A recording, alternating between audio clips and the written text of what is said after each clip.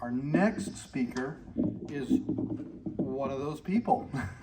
Speaking of the people who can help, Kenney Enney is running for Paso Robles School Board. There are 6 others if you get elected, right? Correct. 6 others, and he will be the voice of reason, because I think the rest of, well, no, there's a couple, but there will be a couple voices of reason on there, but that is what we're trying to do, is we're trying to make sure that the school board has these voices of reason on there, because right now we're not seeing too much in the effort of helping our kids learn and be safe. So without further ado, Kenney Enney.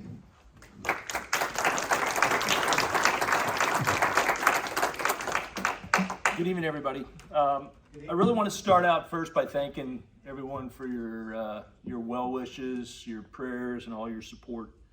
And it's honestly, it's been quite humbling. I've told people this all the time. I have absolutely no interest in being in politics, but here I am. And I would say probably one of the reasons why I'm here is since this is a Tea Party meeting, I can quote the founding fathers and not upset anybody. But you know, if we look at the founding fathers, you know, one of my favorite quotes from Thomas Jefferson was, "An educated citizenry is a vital requisite for our survival as a free people." We have to educate that next population or the next generation. They're critical. We can have all the money in the world. We can have the best army in the world. We can have win every battle and every war. But if that next generation doesn't believe in us as a nation, we're over. It's done, and we're rapidly going down that road right now. I want to go off my script just for a second. I had the opportunity to meet Teo the other day, Norma's son, and I'll tell you, impressive young man. He's got a bright future.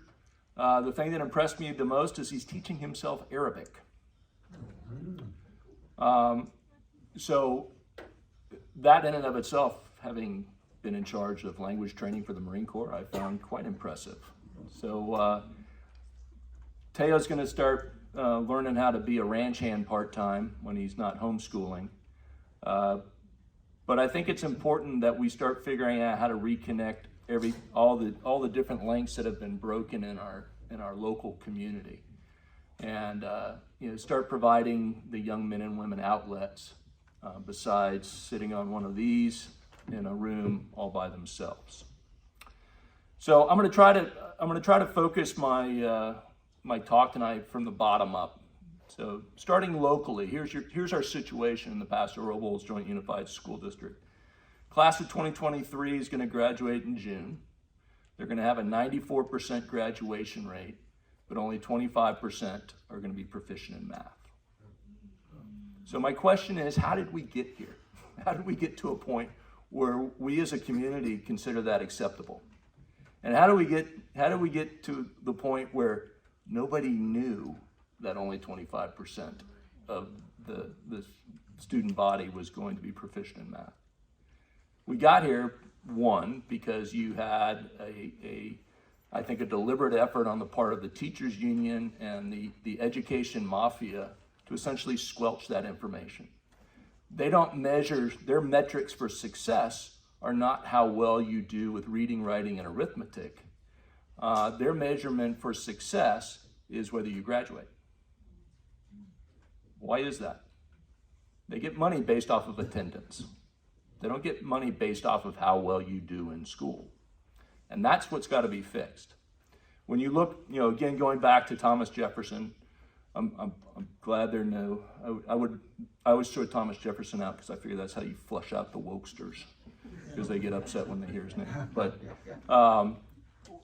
Thomas Jefferson, the other thing that he advocated for was the first universal public education system in the United States. Now, he only thought you needed to go up through 8th grade.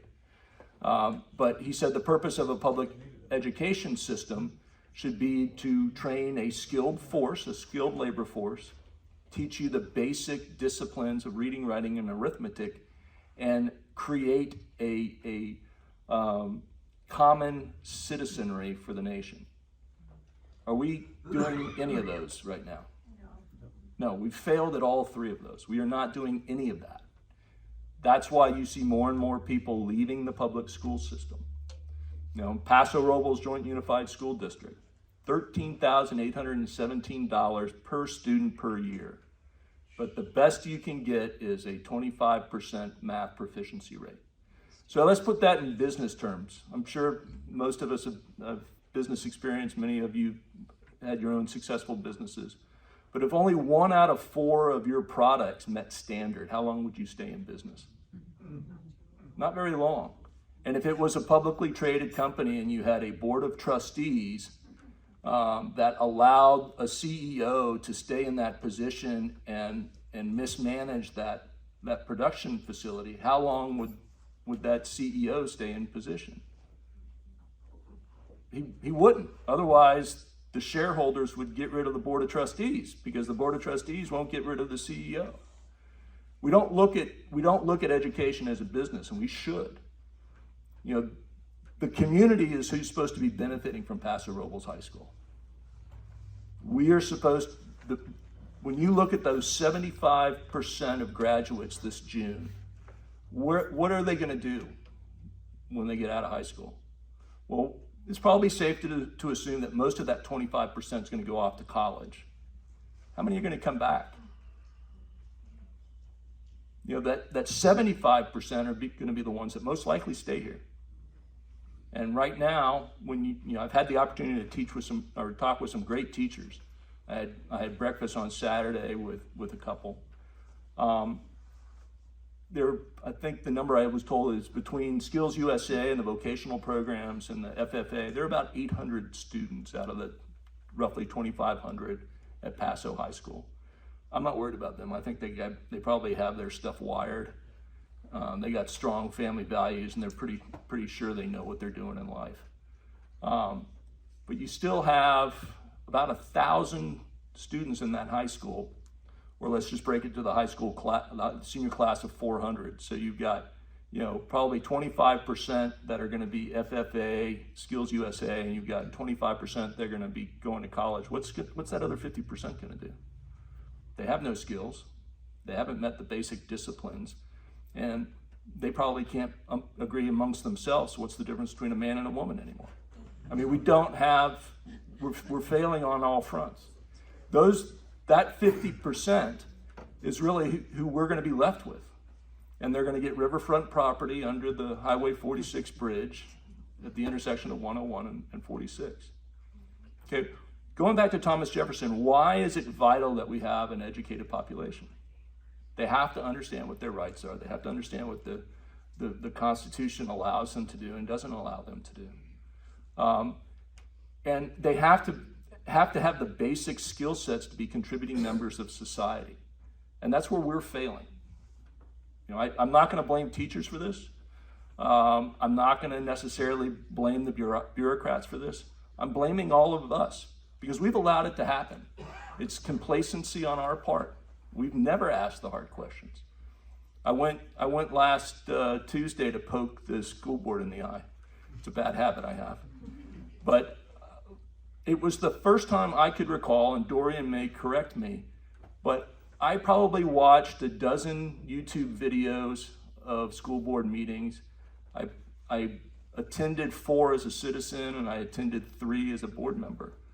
Last Tuesday was the first time I ever heard anybody from the public talk about academics. We talked about the proper shade of crimson for the football jerseys. We talked about swimming pools. We talked about all sorts of stuff except what the core disciplines of that school, of what a public school system are supposed to provide. And that's, basic academics. So the message is getting out there. People are starting to understand. And I think that's kind of a threat to a lot of people on the left. And one, because they have a nice little, I break the teachers union and the bureaucrats into 2 groups. There are those that covered their backsides, and there are those that feather their nests. That's kind of the bulk of the people there. A lot of the teachers I've talked to are afraid to speak up. They're afraid of retaliation. A lot of the teachers I spoke to talk about the gang violence, and some of the stories I'm hearing make me even more concerned than I was before. You have students that come and go only during the lunch period because that's when they can sell drugs. And the picture that is being painted to me, or has been painted to me over the last couple of weeks, is that honestly at the high school, they've lost control. You have groups that break into safe zones, or safe spaces they call them, during lunch. So it's not just the LGBTQ community that has a safe zone where they can go and hang out and not worry about being targeted by anybody. It's FFA, it's Skills USA, it's all sorts of different groups. And that's no way to allow a high school to operate, especially in Paso Robles, California. The stories I'm hearing are stories that I would expect to hear from East LA or Oakland. And we're allowing it to take place here. And we as a community are gonna have to solve it. We can't leave it up to the bureaucrats. I'll wrap up real quick and take questions. But I keep asking people, how do we get here? Nobody seems to know what the problems are in the school district. And I can tell you, we've trusted the bureaucracy. And the bureaucracy has taken advantage of that trust. And we have elected officials, and those elected officials, whether they're the school board or the supervisors or the legislators, their responsibility is to represent us and our interests, not the interests of the bureaucracy or the establishment. And when I look more and more at some of the emails that have been provided to me about this special election, it is evident to me that there was a conspiracy between the teachers union and members of the bureaucracy in the education community here. And it was made most clear to me in one email, which I'm not going to read to you, but the catch line of the email was that essentially it was from a lady whose name is Carrie Alvord Schaff. She was the one that was probably involved in posting links to pornographic sites on the district webpage. But she was also involved in collecting the signatures for the recall. And in a public records request, there were 11 emails that she sent out during working hours, which leads one to conclude it was during the working day on a government computer, which is against the law. But one that really caught my eye and I enjoyed the most was one in which she is speaking with Jim Brescia, lambasting Kurt DeBost because Kurt DeBost informed the school board about the petition. Well, that's the one that concerns me the most because it shows her contempt for the elected officials. When you read that whole email, it was evident that she wanted to keep this secret, and she resented the fact that it had been made public to the school board. Well, the school boards they're the electeds.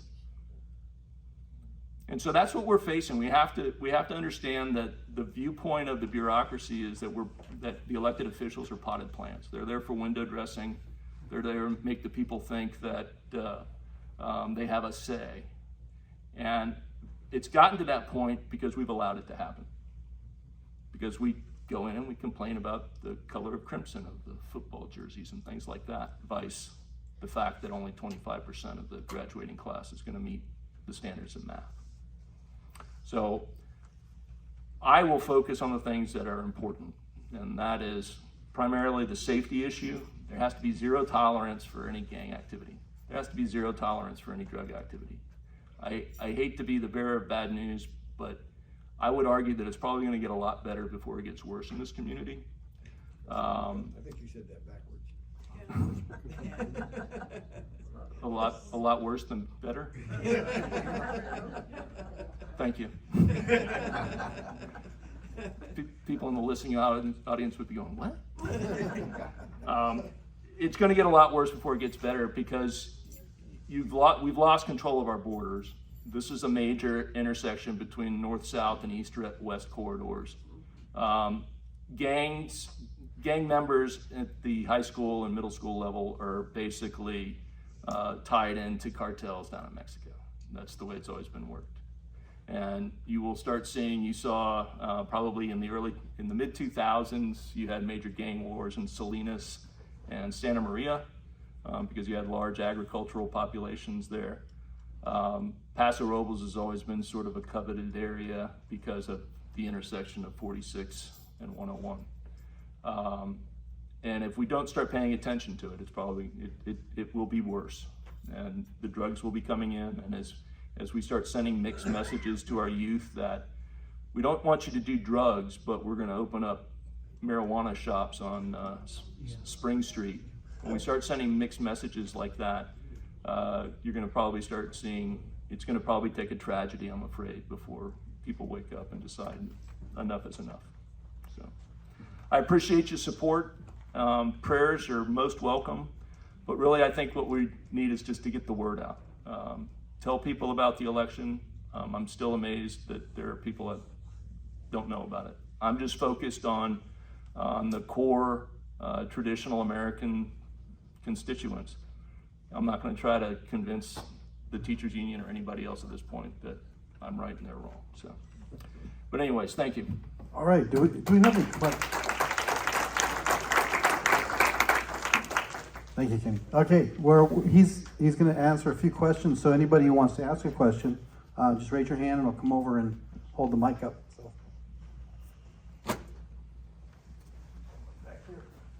Always on the other side of the room.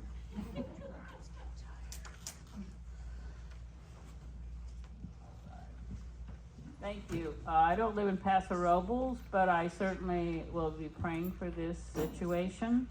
I would like to know the date of the election. Ballots will go out on the 20th of March, and the election is the 18th. You have to have your ballots in by the 18th of April. Okay, thank you.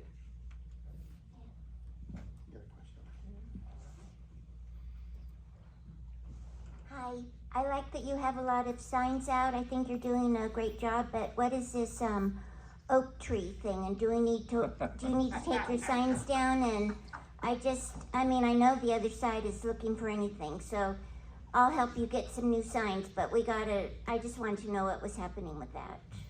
Okay. Thank you. Great question. So the oak tree issue. She was a plant. So the oak tree issue started probably about 3 weeks after I put the signs up. And before so my signs have a variation of the Paso Robles School District logo on it. And I checked with lawyers ahead of time, Chuck Bell, who used to be the state GOP lawyer. And there are no copyrights, there are no trademarks, there is no district policy on use of logos, and so we felt it was safe to put the sign up. Materials went out, got the first email from the district, and I responded that, I checked with Chuck Bell again, and Chuck Bell's response was, no, fair use. You're not violating any copyright, trademark policies, and you have right to use this under fair use. That was the response that went back to the district. The district sent another email basically saying that I had 48 hours to take signs down, destroy all materials.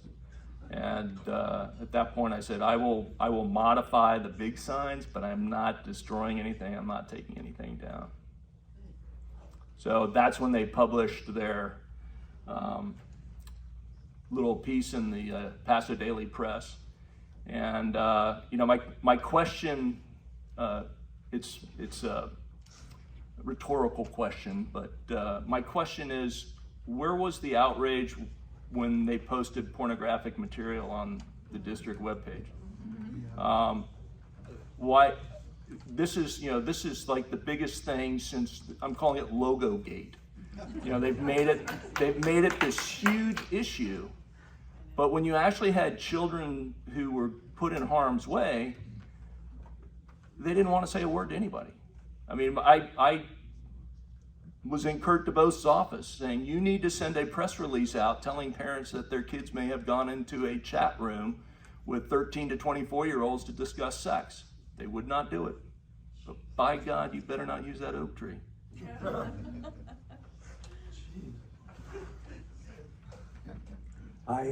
Kenny, do you remember my remark about that logo? No, sir. Well, the prior superintendent hired somebody to put the logo up at the football field. And you know what is on the bottom of that logo, don't you? Excellence, and they spelled it wrong. They did. They spelled it wrong.